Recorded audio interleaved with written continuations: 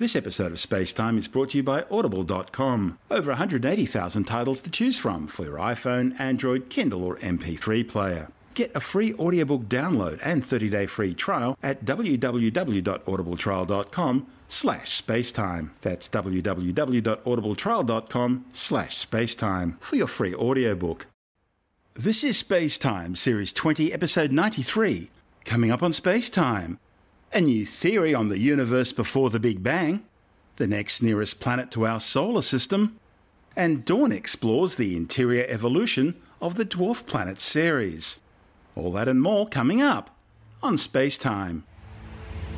Welcome to SpaceTime with Stuart Gary.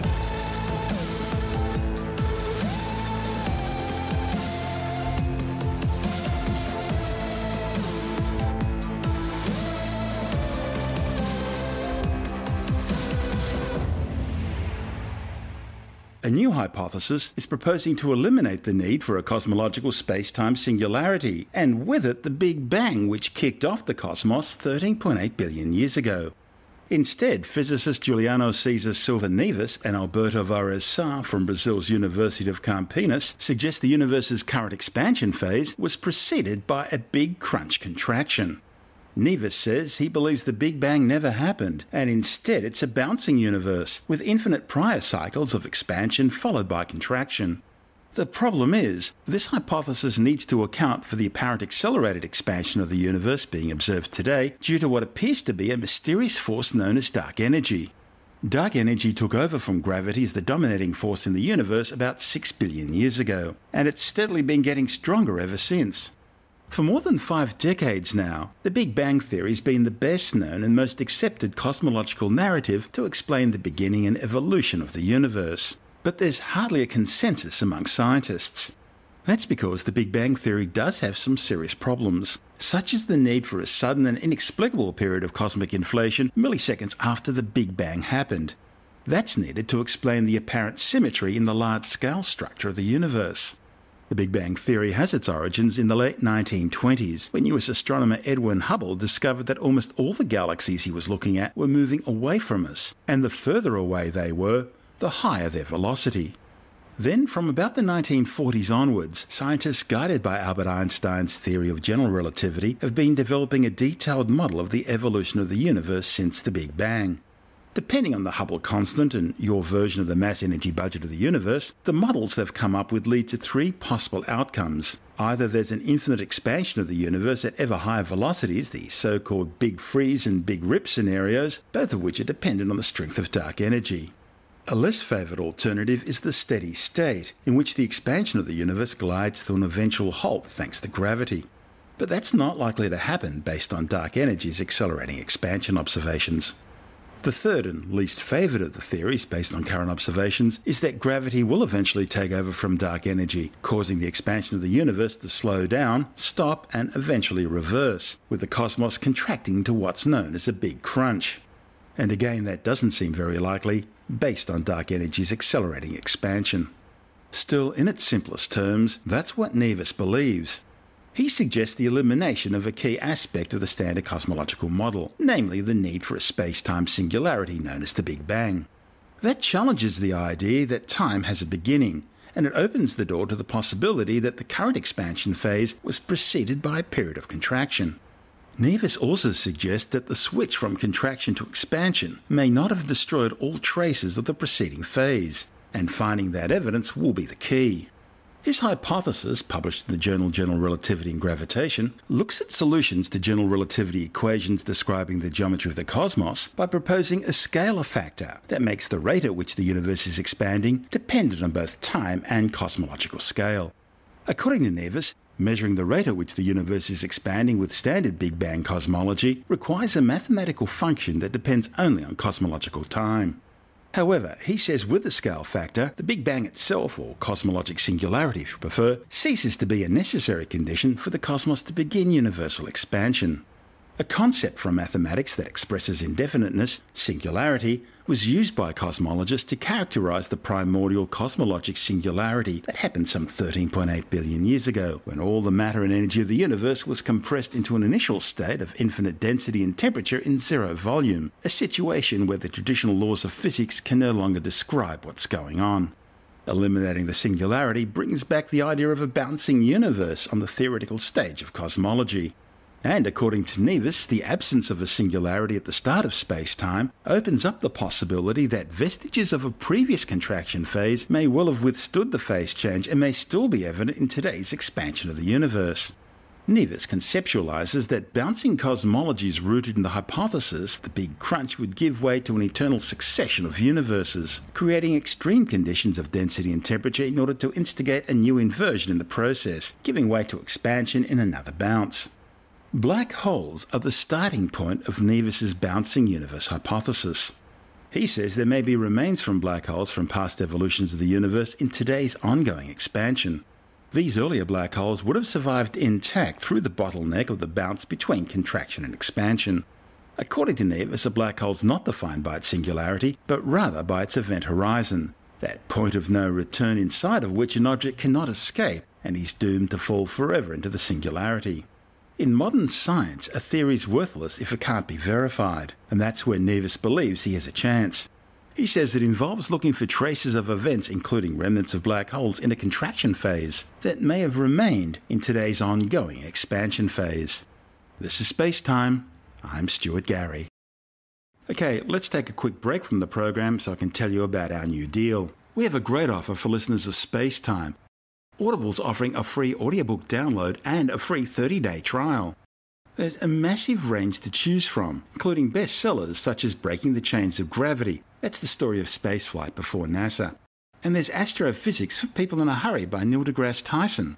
And Endurance, A Year in Space, a lifetime of discovery by astronaut Scott Kelly as he documents his record-breaking achievements aboard the International Space Station. So many great books, no matter what your taste. In fact, over 180,000 titles to choose from. And there's no need to rush. Not only do we give you a free book, but you can have a 30-day free trial to browse to your heart's content.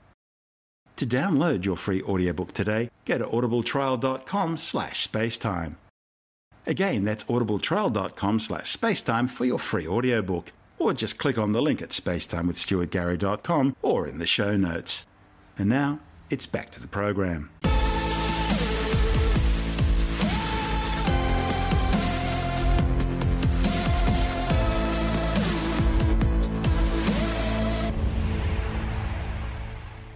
A temperate Earth-sized planet has been discovered just 11 light-years away. The new world, named Ross 128b, is currently the second closest temperate planet ever detected, the nearest being Proxima b, which orbits around the star Proxima Centauri, some 4.25 light-years from Earth. The planet orbits its host star, Ross 128, every 9.9 Earth days. That places Ross 128b either in or near the star's habitable or Goldilocks zone, the region around the star where temperatures are not too hot and not too cold but just right for liquid water, essential for life as we know it, to pool on the surface of a terrestrial world. Astronomers say Ross 128b is therefore expected to be a temperate world with a surface temperature that may be close to that of the Earth.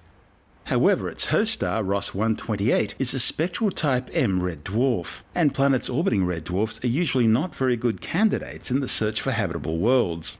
That's because their host stars tend to erupt in extremely powerful stellar flares and geomagnetic storms, which bathe any orbiting planets in deadly ultraviolet and X-ray radiation. The nearest star to the Sun, Proxima Centauri, is a typical red dwarf which exhibits just this behaviour. But the good news is, it seems Ross 128 is an unusually quiet red dwarf. Red dwarfs are the dimmest, coolest and least massive main sequence stars. They can be as small as 75 times the mass of Jupiter and have surface temperatures as low as 2,000 degrees Celsius. But they're also the longest living and most numerous stars, comprising at least 2/3 of all stars in the known universe. All these features combine to make red dwarfs ideal targets in the search for exoplanets. Consequently, Ross 128b will be a prime target for the European Southern Observatory's Extremely Large Telescope. When completed in 2024, the Extremely Large Telescope, or ELT, will have a 40-metre main mirror. That's enough to allow it to search for biomarkers in the planet's atmosphere. Ross 128b was detected using the European Southern Observatory's HARPS high-accuracy radial velocity planet searcher instrument. HARPS detects exoplanets using the wobble method. It's able to detect the ever-so-slight wobble of a star caused by the gravitational pull of an orbiting planet. The HARPS data confirm that Ross 128b orbits some 20 times closer to its host star than Earth's orbit around the Sun. Despite its proximity, Ross 128b receives only 1.38 times more heat than the Earth does. That's because its host star, being a red dwarf, has only about half the surface temperature of the Sun. As a result, Ross 128b's surface temperature is estimated to be between a high of about 20 degrees Celsius and a low of minus 60 degrees. Astronomers have also determined that the Ross 128 system is moving towards our own solar system. And based on their calculations, Ross 128b will replace Proxima b as the nearest exoplanet in about 79,000 years' time. To find out more, Andrew Dunkley speaking with Dr. Fred Watson from the Australian Astronomical Observatory. We're going to look at a nearby planet. It's not in our solar system, but it really, in terms of the size of the universe and everything, it's pretty darn close. A temperate Earth-sized planet, 11 light years away, and the beauty of this one is that it is in the right place to be, livable by the sound of it. That's right. This is, once again, a really interesting story, which actually has come from the European Southern Observatory. We're going to hear more and more, by the way, Andrew, from the European Southern Observatory, because Australia is now a strategic partner with them. Yes, I remember talking about that, and they're doing some amazing things. Yeah, they are fantastic stuff. And it's a great, it's a privilege really in the sense that Australia now belongs to a European organisation, but running the best telescopes in the world. And one of the instruments that they have at ESO is a thing called HARPS. And HARPS has been going probably for the best part of 20 years now. HARPS is an acronym for High Accuracy Radial Velocity Planet Searcher. And that tells you all about it. What it tells you is that it's looking for planets around other stars. And it does it by what we call the Doppler wiggle technique. As a planet goes around its parent star, it pulls the star very slightly to one side and the other as it's going around, and that causes the star itself to have a velocity which we can detect from Earth. We call it the radial velocity. It's the speed along the line of sight. So HARPS has done a fantastic job with discovering new planets, and this one is its most recent triumph. It is a planet around a star, as you said, with the fancy name of Ross 128. So this is called Ross 128b. You always start with B for planet names. A is probably the star itself. I was going to say that, yeah. That's right. Ross 128b is a low-mass planet. That means it's sort of similar to the Earth. Goes around its parent star every 9.9 days, so that's their year. Wow. Pretty short, really. But that, of course, implies that it's much closer to its parent star than we are to the Sun, and indeed it's about 20 times nearer to its parent star than we are to the Sun, but it doesn't get fried. And the reason for that is that it's a cooler star. It's a cooler star. Ross 128. It's a rock music star. It is so cool. Very cool. That we give it a special name. It's called a red dwarf star. Aha. And red dwarfs are actually the commonest stars in our galaxy. And indeed, the exoplanet, which is a planet going around another star, the one that holds the record as being the nearest, is also going around a red dwarf star. That is Proxima Centauri b. Proxima Centauri is the nearest star to the Earth. It's 4.2 light years away, apart from the Sun, of course. The Sun's the nearest star to the Earth, but this is the nearest other star to the Earth. 4.2 light years away. We know it has an Earth-sized planet going around it, but the difference is a critical one, because Proxima Centauri, which holds the record at 4.2 light years away, the nearest exoplanet, the parent star, Proxima Centauri, is actually a pretty normal red dwarf, which means it's a bit violent. It's got solar flares that spit out subatomic particles and basically bombard anything within their vicinity with these subatomic particles that could be quite detrimental to the idea of any living organisms form. Right. And that's where Ross 128 wins out, because Ross 128 is basically a very benign red dwarf star. It is what is called, wait for it, a quiet star. It doesn't have these bursts of Yeah, doesn't have these bursts of high energy particles bombarding stuff. So it's possible that Ross 128b, the planet, as well as being in the temperate zone, the habitable zone around the star, which is where liquid water can exist, it's possible that it's also one of the most benign radiation environments that we know. There's one final twist to this story, which I like very much, and that is, given the movement of Ross 128, the star itself, carrying its planet along with it, it's actually heading towards us. Ooh. And eventually, and it's not very far down the track, you can put this in your diary, it's 79,000 years away. It'll be nearer than Proxima Centauri. Gee, that's fast. That is really fast when you think about it. It's really fast, yeah. It's just a flash, it's just zipping through space. So in 79,000 years, I'm not sure that you and I will be talking then, but hopefully somebody still will. It will be the nearest habitable world to our own in terms of its kind of record-breaking status. So, yeah, the closest exoplanet to Earth in 79,000 years, it may even be worth making a trip there. Who knows? Well, by then, I would think we probably would have sorted out some of the problems of interstellar travel. Interstellar travel, I think so. We'll either be gone altogether or we'll have fixed things so that we can just zip around the galaxy and, yeah, it'll be all good. I need to ask my stock question, though. If this planet is Earth-like and is in the Goldilocks zone and is, somewhere where life could potentially exist, what's it like standing on the surface of this one? Well, if it's a rocky planet, and the signs seem to be that it will be, with a temperature thought to be just slightly warmer than the Earth's average temperature, but still within the range which would allow liquid water to exist. I think they're saying the equilibrium temperature is between minus 60 and plus 20 degrees Celsius. So minus 60 at the poles, presumably 20 on the equator. It sounds perfect, really. Sounds nice.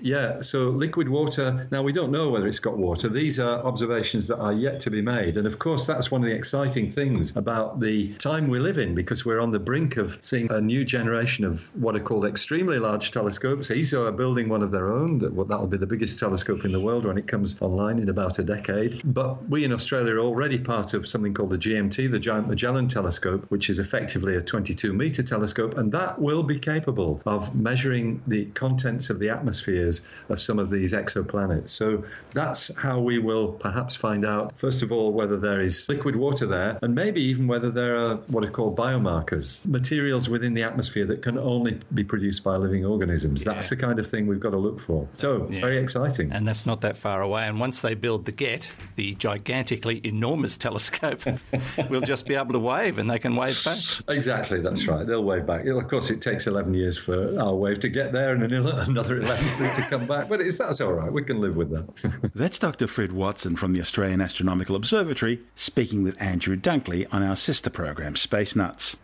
And this is Space Time. I'm Stuart Gary. If you want more Space Time, check out our blog where you'll find all the stuff we couldn't fit in the show, as well as loads of images, news stories, videos, and things on the web I find interesting or amusing. Just go to spacetimewithstuartgary.tumblr.com. That's all one word and in lowercase, and that's Tumblr without the E. You can also follow us on Twitter through @StuartGary, at Spacetime with Stuart Gary on Instagram, and on Facebook, just go to www.facebook.com/Spacetime with Stuart Gary.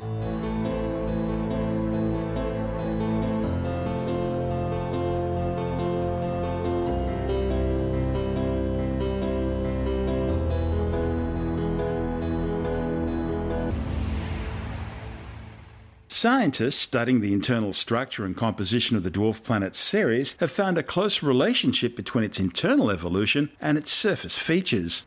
The 945-kilometre wide Ceres is the largest body in the main asteroid belt between Mars and Jupiter.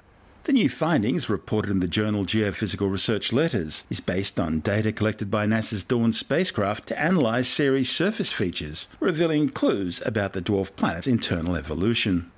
Specifically, the study explored linear features, the chains of pits and small secondary craters common on Ceres. The findings align with the idea that hundreds of millions to maybe a billion years ago, materials beneath Ceres' surface pushed upwards and outwards onto the exterior, in the process creating fractures in the crust. The study's lead author, Jennifer Scully from NASA's Jet Propulsion Laboratory in Pasadena, California, says that as this material moved upwards from underneath Ceres' surface, portions of Ceres' outer layers were pulled apart, forming the fractures. The indication of upwelling material under Ceres' surface allows for another perspective in establishing how the dwarf planet may have evolved. The Dawn scientists generated a map of over 2,000 linear features larger than a kilometre on Ceres that are located outside impact craters. They looked at two kinds of linear features in order to better understand their connection to the upwelling material. They studied secondary crater chains, the most common of the linear features on Ceres. These are long strings of circular depressions created by ejecta fragments thrown out of large impact craters as they formed on Ceres' surface. The team also examined pit chains, which are surface expressions of subsurface fractures. Among the two features, only the pit chains provide an insight into Ceres' interior evolution. The author's biggest challenge was differentiating between the secondary crater chains and the pit chains. Although the features look strikingly similar, researchers were able to distinguish between them based on their detailed shapes. Secondary craters tend to be comparatively rounder than pit chains, which are more irregular in shape, and the pit chains lack the raised rims usually found around secondary craters. While it's possible that the freezing of that subsurface ocean we mentioned the other week may have formed the fractures, the authors of this new study think that scenario is unlikely, as the location of the pit chains aren't evenly dispersed across Ceres' surface. It's also unlikely that the fractures were formed through stresses from large impacts. That's because there's no evidence on Ceres' surface of impacts substantial enough to generate fractures on that scale. Scully says the most likely explanation is that a region of upwelling material formed the pit chains, and that material may have flowed up from Ceres' interior because it's less dense than the surrounding materials.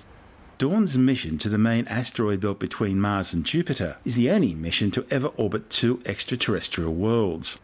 It first orbited the giant asteroid Vesta for 14 months from 2011 to 2012, then continued on to Ceres, where it achieved orbit insertion in March 2015.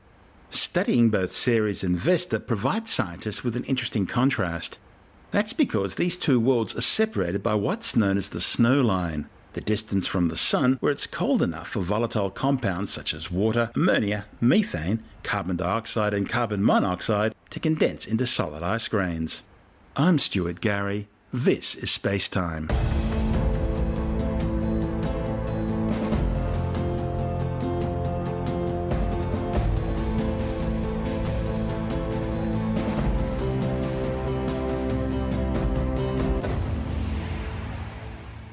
Blue Origin claims its new massive heavy-lift launch vehicle, the New Glenn, should be ready for its maiden flight in 2020.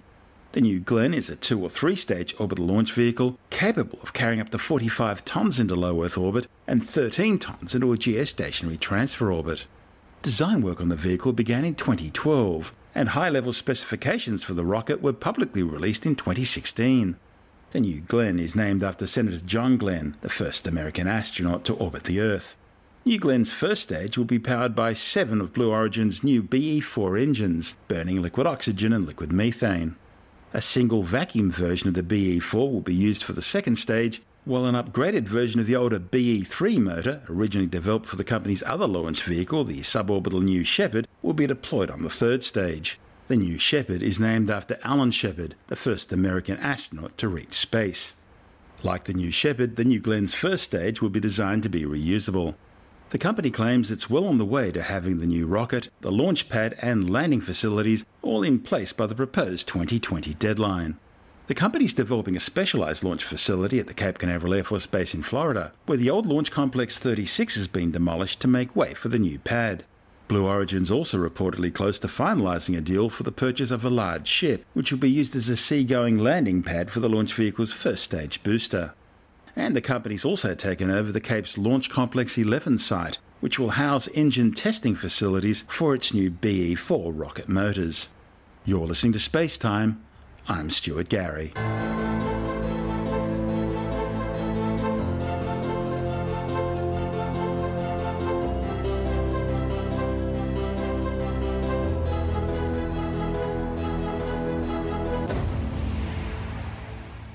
And time now to take a brief look at some of the other stories making news in science this week with a science report. And North Korea has successfully launched its most powerful intercontinental ballistic missile. The 53-minute flight involved Pyongyang's new Hwasong-15 or Mars-15 ICBM. The missile was flown on what's known as a high-lofted trajectory, reaching an altitude of 4,475 kilometres before splashing down some 950 kilometres from its launch pad and just 370 kilometres west of the Japanese coastline.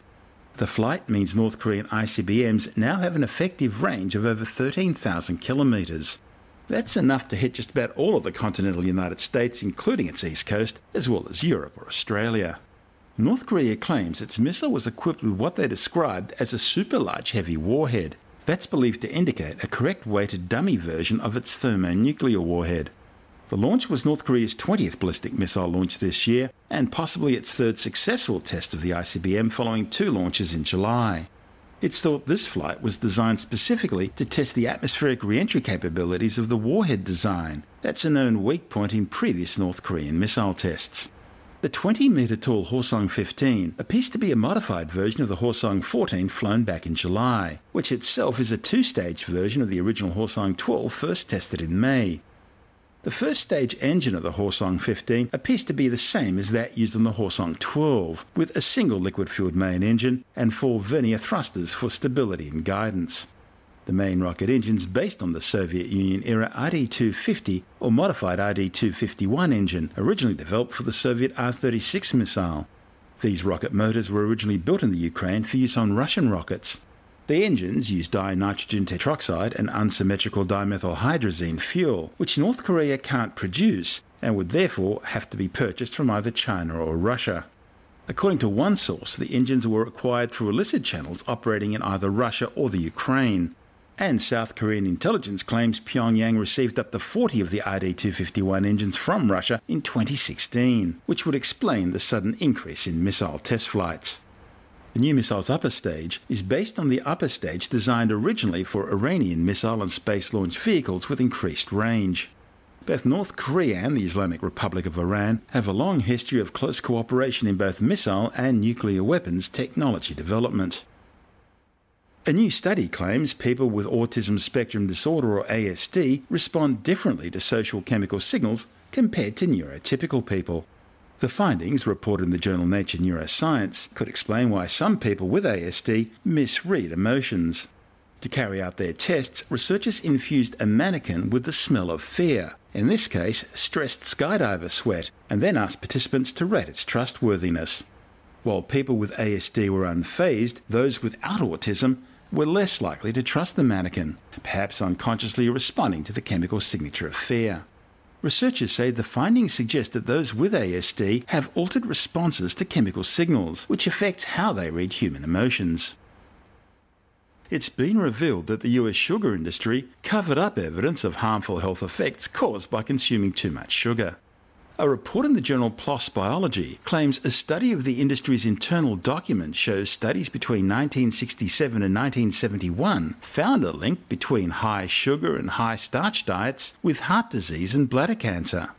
However, the sugar industry never published those findings.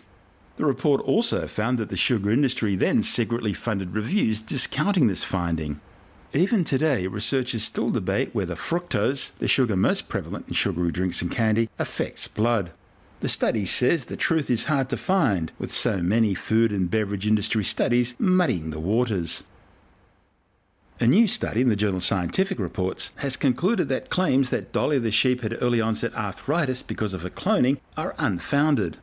Since none of Dolly's X-rays have survived, researchers re-X-rayed her skeleton, as well as her daughter Bonnie's and 2 contemporary clones. They then compared them to X-rays of healthy, naturally conceived sheep. They found that Dolly's bones were similar to those of other sheep her age, and that generally older sheep showed more signs of wear and tear indicative of arthritis. Well, as any seasoned drinker will tell you, consuming different types of alcoholic drinks can elicit different sorts of emotions. Now, a study reported in the British Medical Journal has mapped the feelings that people associate with different types of alcoholic drinks. The study looked at survey data from 30,000 18 to 34-year-olds in 21 countries. Researchers found spirits were generally most commonly associated with feelings of aggression, energy and confidence, while red wine and beer were more commonly associated with relaxation. The authors say understanding how emotions are linked to drinking choice can help address alcoholic misuse. Well, if the world's ever stopped for you during an evening of amorous exploits, beware. it could be more than just your imagination. A new study has found that although very rare, sexual activity can occasionally be associated with sudden cardiac arrest. The findings, presented to the 2017 American Heart Association scientific sessions, is based on 4,577 cases of cardiac arrest in adults between 2002 and 2015 in the northwestern United States. Researchers found 34 cardiac arrests occurred either during or within an hour of sexual intercourse. However, compared to others who had sudden cardiac arrest, people with a heart attack associated with sexual intercourse had a 94% chance of being male. In fact, 1 in 100 cases of cardiac arrest in men was associated with sexual activity, compared to just 1 in 1,000 cases for women. The presence of heart disease and the use of heart medications was common and similar in both groups. The new data may help inform discussions between healthcare providers and patients on the safety of sexual activity. And finally for now, we take a skeptic's view on the issue of Chinese medicine. The scientific method involves observation, hypothesis, experimentation, analysis and conclusion. Science is all about critical thinking. It's a search for the truth. Don't just take someone's word for it, test their claim, see if it's factual and stands up, or if it's just a giant steaming pile of woo. That's what the skepticism movement's all about, a search for the truth. And remember, scientific facts don't care if you like them or not.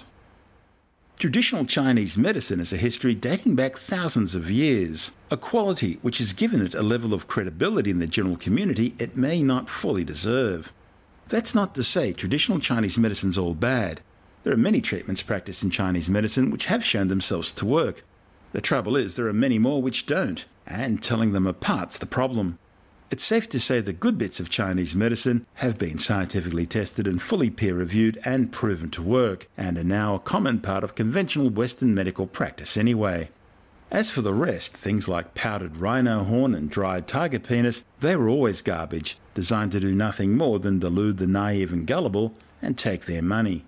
Aran Segev, president of Australian Skeptics, is a regular contributor to the SpaceTime program, and he joins us now to take a look at traditional Chinese medicine. Okay, so let's start by defining what it is that we're talking about. So traditional Chinese medicine is a combination of things like acupuncture, which we've recently discussed, as you mentioned, and other physical therapies such as qigong, reflexology, and there's all kinds of other physical therapies. And on the other hand, there's an assortment of animal, mineral, vegetable products that include all kinds of different things, from rhino horn through shark cartilage, to all kinds of herbs and all kinds of chemicals that exist either in nature or are extracted from nature. Traditional Chinese medicine is not as traditional as we think it is. It stems from a wide variety of pre-scientific folk remedies and healing traditions that were largely displaced by Western medicine when it became available in China. The statistics today suggest that about 80% of Chinese use Western medicine, or in other words, evidence-based medicine. The number is even higher when looking at things that are moderate to serious in terms of the effect on the patient. So it is not as widely used in China as we think it is. It is not really as traditional as we think it is. That actually comes as a shock to me, because the whole genre of Chinese traditional medicine seems to be one of, this goes back to ancient times, it's what everyone uses, it's proven through history, and you're saying that's not the case. Well, it is in some sense, because a lot of these things are very old, and there's some very old texts that show that they've been used sometimes thousands of years ago. However,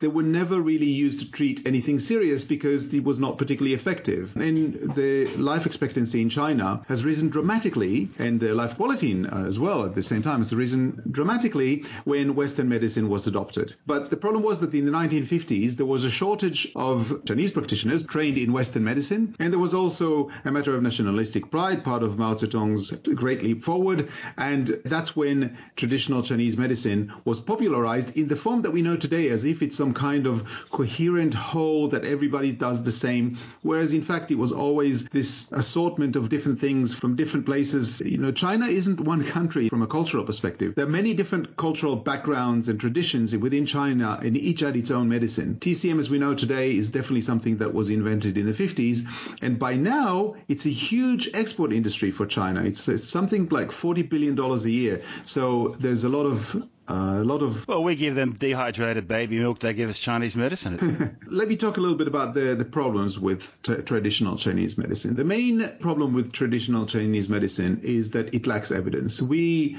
in the West are now used to using medicine that has evidence for it. Traditional Chinese medicine generally lacks evidence. There's a large number of studies, but most of them are small and or low quality, or both. There is also a serious problem with peer-reviewed Chinese scientific literature in that the peer review isn't really up to Western standards, and that's not meant to be critical, just stating a fact. Absolutely. So most studies of traditional Chinese medicine come from China. And first, the success rate of these studies is so high that it's clear that there's something fishy going on. When we study things in the West that have been developed over a very long period of time, we find the success rate is a lot lower. On top of that, in 2016, a one-year review of clinical trials by China's State Food and Drug Administration concluded that more than 80% of clinical data is fabricated. That's the word that's used. So it's not just that it's faulty or wrong, it is actually fabricated. To me, that's actually a relief that that's come out, because that shows that China is trying to clean up this terrible problem it has with wacko peer review. Yes, so there's conflicting efforts in China, and I'll get to that in a moment. So on the one hand, yes, absolutely, they're trying to look to do more about the evidence for Chinese medicine, and some of it is to do with the problems that I'm going to describe in a moment, but there's also, at the same time, there's a bit of a push to sell it out to the world. I'll get back to that in a moment. So the second major problem with Chinese medicine is that it can be harmful and even deadly. In 2015, an analysis of imported traditional Chinese medicine products found that nearly 9 in 10 contains some form of undeclared substance, including strychnine, arsenic, snow leopard, yes, actual snow leopard, the animal, pit viper, warfarin, which is a very powerful anticoagulant, and Viagra. So there were actually active ingredients that did not come from Chinese medicine. A 2017 review of nearly 500 TCM products by Hong Kong's hospital toxicologists found that most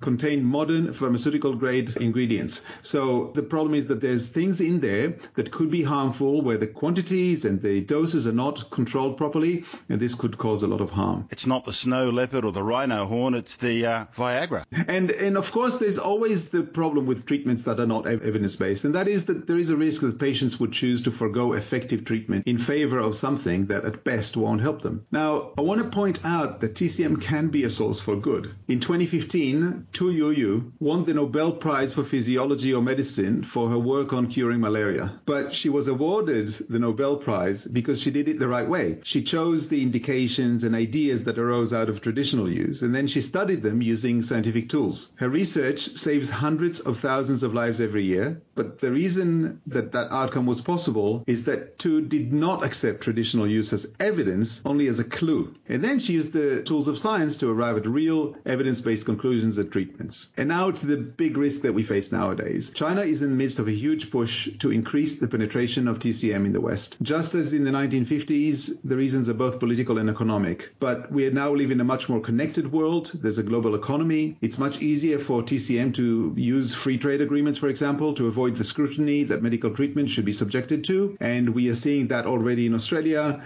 where traditional Chinese practitioners are able to register as medical practitioners in a way that it would not be possible for them without this kind of free trade agreement. Actually, that's quite alarming. It is very alarming, and I'm not sure that there's something that can be done easily, because this goes beyond the local laws that we have, but it's definitely something that we may need to make sure that the public is aware of. We've had the same sort of thing before with homeopathy, and the Australian regulators have come out and really poo-poo that idea. Why can't they do the same with this? Well, first of all, homeopathy is quite easy to poo-poo because it is impossible for homeopathy to work. Homeopathy is, even on a theoretical basis, impossible, whereas traditional Chinese medicine isn't. These are active ingredients. They're plants and animals that could have ingredients in them that could potentially help. The problem is that they're not studied correctly. The whole process of taking an idea or a basic ingredient and developing it into a treatment does not go through the same rigor that we are used to in the West and that we expect in the West. And that's the problem. It's not that in principle it can't work. It can, and as I mentioned earlier, some of it does, some of it does. But even then,